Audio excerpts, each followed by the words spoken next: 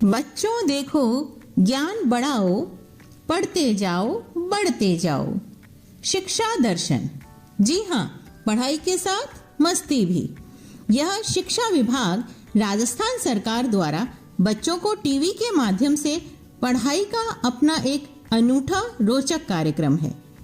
DD Rajasthan के अलावा अन्य 13 नेटवर्क चैनल पर एक साथ प्रसारित किया जा रहा है, जिसका नाम है शिक्षा दर्शन। इसके अंतर्गत आप कक्षा 1 से 12 तक वीडियो के माध्यम से अध्ययन कर सकते हैं। इस कार्यक्रम से आपको घर बैठे 5 दिन सभी विषयों की विषय वस्तु अत्यंत रोचक तरीके से समझाई जाएगी तथा शनिवार को विभिन्न क्षेत्रों की जानकारी आपको दी जाएगी। यह 3.25 घंटे चलने वाला कार्यक्रम है। राजस्थान राज्य शैक्षिक अनुसंधान एवं प्रशिक्षण परिषद उदयपुर के तत्वावधान में तैयार किया गया है। यह कार्यक्रम इस प्रकार रहेगा: कक्षा 9 से 10 दोपहर 12:30 से 1:30 बजे तक, कक्षा 11 से 12 1:30 बजे से 2:30 बजे तक व कक्षा 1 से 8 तक का कार्यक्रम 3 बजे से 4:15 तक रहेगा। प्यारे बच्चों, कैसे हैं आप? शिक्षा विभाग के इस शिक्षा दर्शन कार्यक्रम में आप सभी का स्वागत। आज के कार्यक्रम की शुरुआत मैं एक कविता से करना चाहूंगी। 1 2 3 4 आज शनि है, कल इतवार, 5 6 7 8 याद करूंगी सारा पाठ, इसके आगे 9 और 10 हो गई गिनती पूरी 10। आया ना मजा? आज हम गणित में कक्षा 2 को संख्याओं के क्रम का ज्ञान कराने जा रहे हैं। इसी प्रकार कक्षा 1 और 2 को एक कहानी सुनाई जाएगी जिसका शीर्षक है बैठा आस लगाए। एक प्रश्न मैं आपसे पूछना चाहूंगी। आप मुझे बता सकते हैं कि हमारे शरीर के किस भाग से हमें स्वाद का ज्ञान होता है? जी बिल्कुल सही। तो आज हम कक्षा 5 को पर्यावरण विज्ञान में पढ़ाने जा रहे हैं, चखने से पचने तक। तो चलिए शुरू करते हैं आज का पाठ।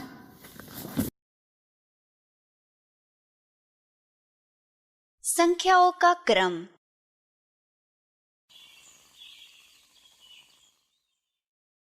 दोस्तों, आज हम इस वीडियो में संख्याओं के क्रम को जानेंगे।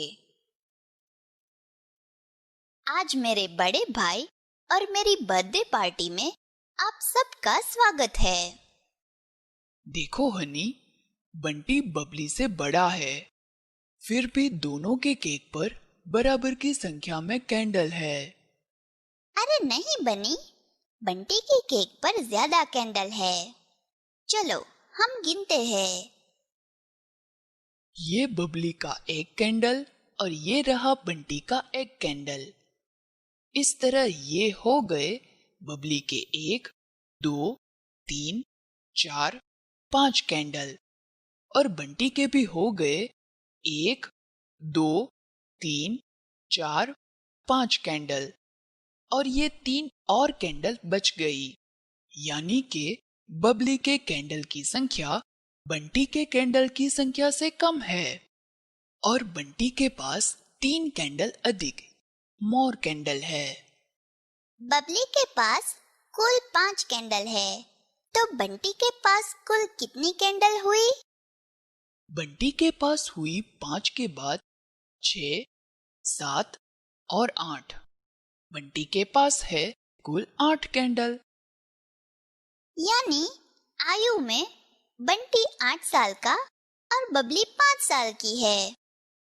5 8 से छोटी संख्या है। गिनती करते वक्त हम हमेशा छोटी से बड़ी संख्या की ओर चलते हैं। क्या आप बता सकते हो कि इस आधार पे गिनती में पहले 5 आता है या 8? गिनती में पहले 5 आता है। बिल्कुल सही। गिनती करते समय हम पहले 5 बोलते हैं, फिर 6 7 8, यानी 8 बड़ी संख्या है। क्योंकि वह 5 के बाद आती है। अरे हाँ, सही बात है। हनी, क्या तुम बता सकती हो कि बंटी और बबली के पास कितने कितने गुब्बारे हैं? बंटी के पास 1, 2, 3, 4, 5, 6, 7, 8, 9, 10, 11 और 12 गुब्बारे हैं। और बबली के पास 1, 2, 3, 4, 5, 6, 7, 8, 9, 10, 11, 12, 13, 14 और 15 गुब्बारे हैं। अब ये बताओ कि बंटी और बबली में से किसके पास अधिक गुब्बारे हैं? देखो बन्नी, बंटी के पास 12 गुब्बारे हैं और बबली के पास 15 गुब्बारे हैं। तो यहाँ बबली के पास बंटी से अधिक गुब्बारे हैं। 15 बड़ी संख्या है और 12 छोटी संख्या है। तो अब तुम बता सकते हो कि गिनती के क्रम में संख्या 12 पहले आएंगे या 15? गिनती करते समय हम पहले 12 बोलते हैं, फिर 13, 14, 15। अब ये बताओ, बबली के पास कितने अधिक गुब्बारे हैं? यह रहा बंटी का 1 गुब्बारा, ये बबली का 1। बंटी के 2 गुब्बारे, बंटी के 2 तो बबली के भी 2। ऐसे ही दोनों के 3, 4, 5, 6, 7, 8, 9, 10, 11, 12। बंटी के हो गए 12 तो बबली के भी हो गए 12। अरे ये क्या, बंटी के तो सारे गुब्बारे खत्म हो गए, पर बबली के अभी भी 3 गुब्बारे बाकी है। तो हम कह सकते हैं कि बबली के पास बंटी से 3 अधिक गुब्बारे, यानी उसके पास कुल 15 गुब्बारे हैं। चलो केक काटते हैं। सब अपनी टोपी पहन लो। Happy birthday to you. Happy birthday to you. चलो अब हम सब चलते हैं। ठीक है, बाय बाय। बच्चों, आपने इस वीडियो में संख्याओं के क्रम के बारे में जाना। अब हम अगली वीडियो में उदाहरण के द्वारा संख्याओं के क्रम को थोड़ा और अच्छे से समझेंगे। बच्चों, इस वीडियो में हम कुछ दिलचस्प उदाहरण के द्वारा संख्याओं के क्रम को थोड़ा और अच्छे से समझेंगे। अरे हनी, देखो यहाँ गेंदों के 2 बक्से हैं। इनमें से कौन से बक्से में अधिक गेंद है? यहाँ एक बक्से में 1, 2, 3, 4, 5, 6, 7, 8, 9, 10 गेंद है और दूसरे बक्से में 1, 2, 3, 4, 5, 6, 7, 8 गेंद है। तो यहाँ पहले बक्से में दूसरे बक्से से अधिक गेंद है। गिनती करते समय कौन सी संख्या पहले आती है, 8 या 10? हाँ, गिनती करते समय 8 पहले बोलते हैं, तो 8 पहले आएंगे। बिल्कुल सही, क्योंकि 8 10 से छोटी संख्या है, इसलिए हम 8 को पहले बोलते हैं, फिर 10 को। अब ये बताओ हनी कि दोनों बक्से में कुल मिलाकर कितनी गेंद है? दोनों बक्से में कुल मिलाकर 10 और 8 18 गेंद है। अब मैं यहाँ तीसरा बक्सा रखती हूँ, इसमें 9 गेंद है। अब ये बताओ कि दिए हुए 3 बक्सों में कौन से बक्से में सबसे कम गेंद है? यहाँ पहले बक्से में 10, दूसरे बक्से में 8 और तीसरे बक्से में 9 गेंदें हैं। 1 से 10 की गिनती करते समय 8, 9 और 10 से पहले आता है। हम देख सकते हैं कि सबसे छोटी संख्या यहाँ 8 है, इसलिए दूसरे बक्से में सबसे कम गेंद है और सबसे बड़ी संख्या यहाँ 10 है, इसलिए पहले बक्से में सबसे अधिक गेंदें हैं। शाबाश हनी। चलो अब ये बताओ कि क्या तुम बता सकते हो कि 10, 8, 9 को हम गिनती के अनुसार कैसे बोलते हैं? हाँ, गिनती करते समय 8 पहले बोलते हैं, फिर 9 और 10 बोलते हैं। बिल्कुल हनी, इसे 8, 9, 10 के क्रम में बोला जाता है।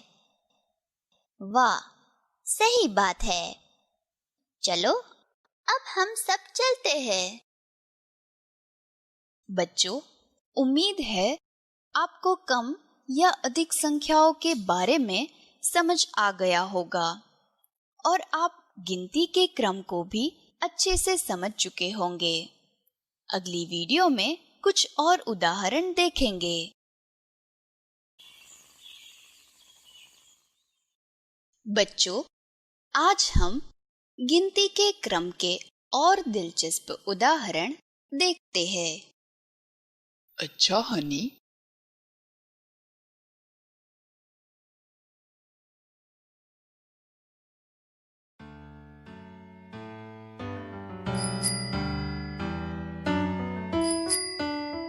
मेरे सब दोस्त साइकिल चलाते थे, तो मेरा भी मन होता था कि मैं भी साइकिल चलाऊं।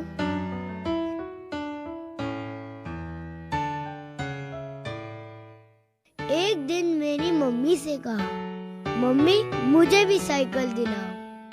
मम्मी ने कहा, तू पहले साइकिल चलाना तो सीख ले।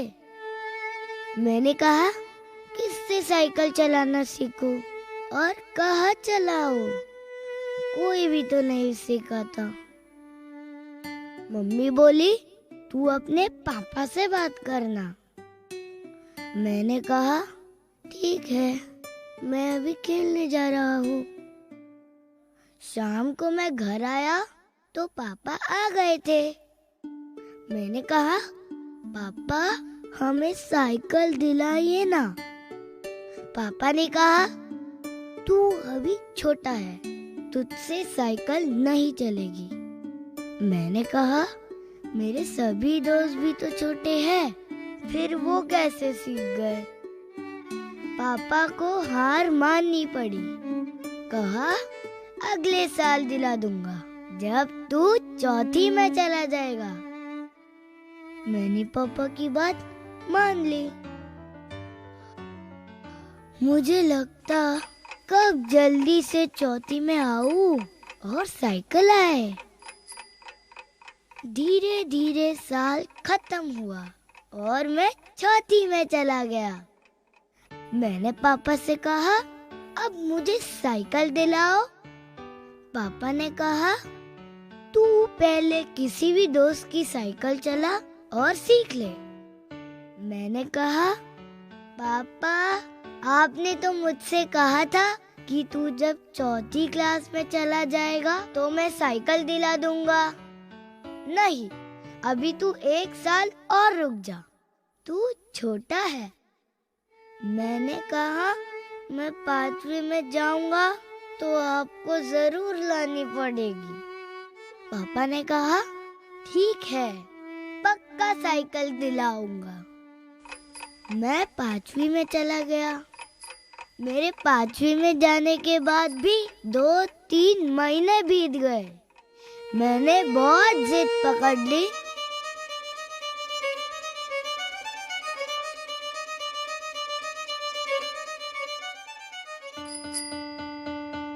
और पापा को साइकिल लानी पड़ी। अब साइकिल तो आ गई, मगर सिखाने वाला कोई नहीं था। मैं बहुत दिन तक अपने मन से धीरे धीरे चला था और थोड़ी दूर जाकर रुक जाता। मुझे डर था कि कहीं गिर ना जाऊं। मैंने मम्मी को बताया। मम्मी ने कहा, पुलिस ग्राउंड में जाकर चलाओ, वहाँ गिरेगा तो लगेगा भी नहीं। मैंने कहा, ठीक है। मैं पुलिस ग्राउंड में साइकिल लेकर गया। वहाँ मैंने साइकिल तो चलाई, मगर ब्रेक नहीं लगा। मैं गड्ढे में गिर गया। मेरे पाँव में लग गई। फिर धीरे धीरे मेरे को साइकिल चलाना आ गई।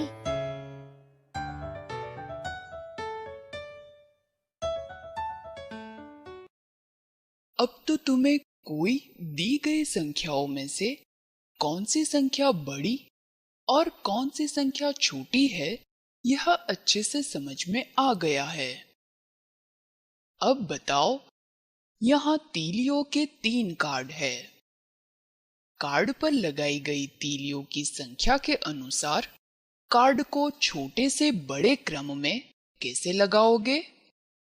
पीले रंग के कार्ड पर लगाई गई तीलियों के पहले समूह में 1, 2, 3, 4, 5, 6, 7, 8, 9, 10 तीलियां।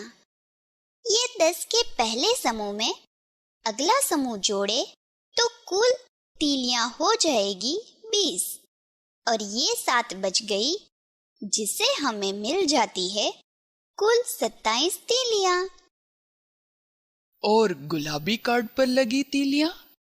अरे हाँ, गुलाबी कार्ड पर पहले समूह में 1, 2, 3, 4, 5, 6, 7, 8, 9, 10 तीलियां। ये 10 के पहले समूह में अगला समूह जोड़े तो कुल तीलियां हो जाएगी 20। 20 में अगर हम अगला समूह जोड़े तो हमें मिलेगी 30 तीलियां, यानी गुलाबी कार्ड पर है 30 तीलियां। और हरे कार्ड पर लगाई गई तीलियां? हरे रंग के कार्ड पर लगाई गई तीलियों के पहले समूह में 1, 2, 3, 4, 5, 6, 7, 8, 9, 10 तीलियां। ये 10 के पहले समूह में अगला समूह जोड़े तो कुल तीलियां हो जाएगी 20 और ये 4 बच गई, जिससे हमें मिल जाती है कुल 24 तीलियां। तो अब समझ गई होगी कि गिनती के क्रम में 24, 25, 26, 27, 28, 29 और 30 आते हैं। तो यहाँ सबसे कम तीलियां हरे कार्ड में और सबसे अधिक तीलियां गुलाबी कार्ड में है। तो अगर हम गिनती के छोटे से बड़े क्रम में देखते हैं तो हम हरे कार्ड को सबसे आगे, फिर पीले कार्ड को और आखिर में गुलाबी कार्ड को रखेंगे। बच्चों, आज हमने तीलियों के द्वारा ये पता लगाने की कोशिश की कि कौन सी संख्या कम है और कौन सी अधिक। अगली वीडियो में हम वस्तुओं की नियत क्रम को दर्शाती क्रम सूचक संख्याओं के बारे में समझेंगे। खाने का स्वाद से लेकर पचने तक का सफर। बच्चों, क्या हुआ? मुझे देखते ही मुंह में पानी आ गया। तुम तो बच्चे हो, बड़ों के साथ भी ऐसा ही होता है। सभी लोग मुझे और मेरे दोस्तों को बहुत चाव से खाते हैं। हम तुम्हें उन सभी तत्वों को प्रदान करते हैं जिनकी जरूरत तुम्हें तुम्हारे विकास के लिए और स्वस्थ रहने के लिए आवश्यक है। मेरे कुछ दोस्त तुम्हारे स्वाद का अच्छा ध्यान रखते हैं, इसीलिए तुम्हें ज्यादा भाते हैं। लेकिन ध्यान रखना, अगर तुम खाने की चीजों को संतुलित रूप में लो तो ये तुम्हें नुकसान नहीं देंगे। आज इस वीडियो के द्वारा मैं तुम्हें तुम्हारे शरीर में खाने के सफर पर लेकर चलूंगा। आज गांव में मेला लगा है, चलो हम सब वहाँ चले। वाह, मेले में कितना मजा आएगा। मजेदार चाट, गोलगप्पे, इमली की गोली, झूले, चूड़ियाँ, बिंदिया। चलो चलो जल्दी चले। मेले में पहुंचकर सबने झूले झूले, मजे किए। फिर हम सबको भूख लगाई। चलो पानी पूरी खाते हैं। मेरे तो नाम लेते ही मुंह में पानी आ गया।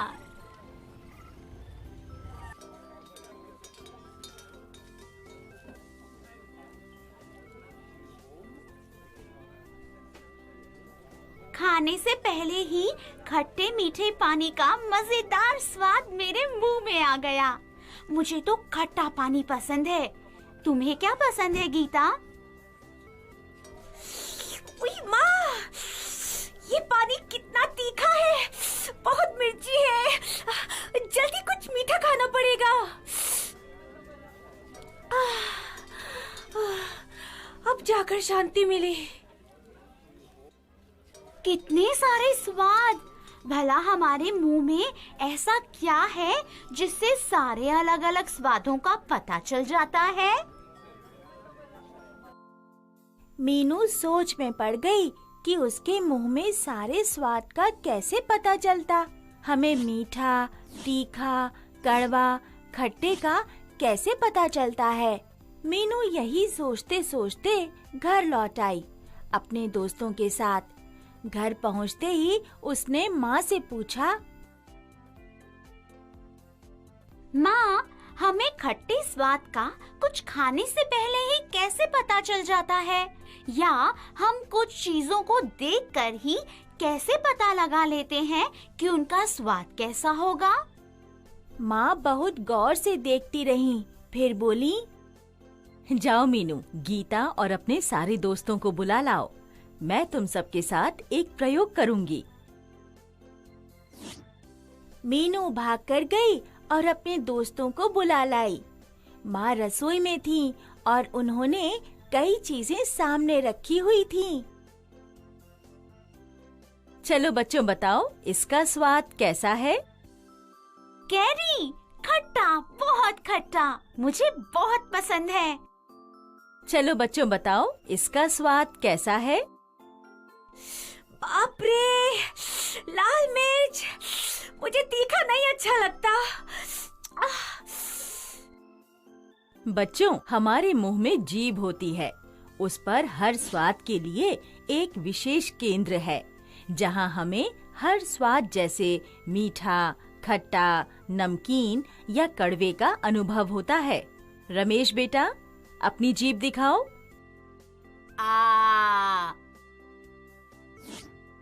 आप अगली बार जब कुछ खाओ तो अपनी जीभ पर उस स्वाद के अनुभव पे ध्यान देना।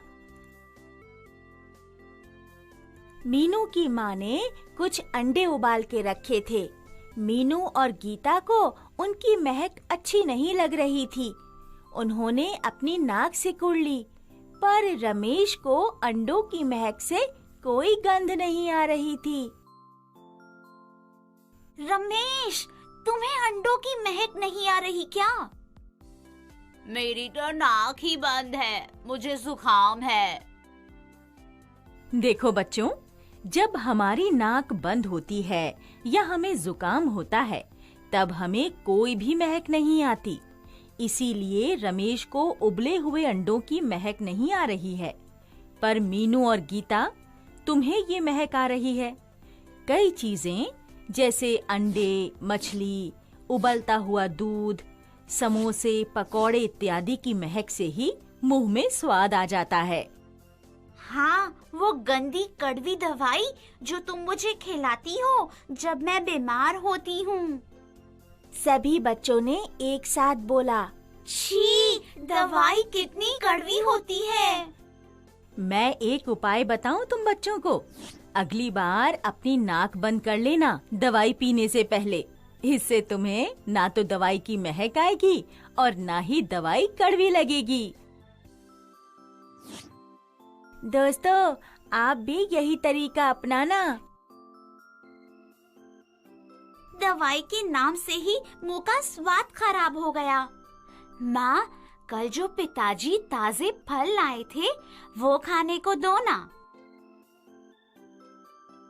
अभी देती हूँ।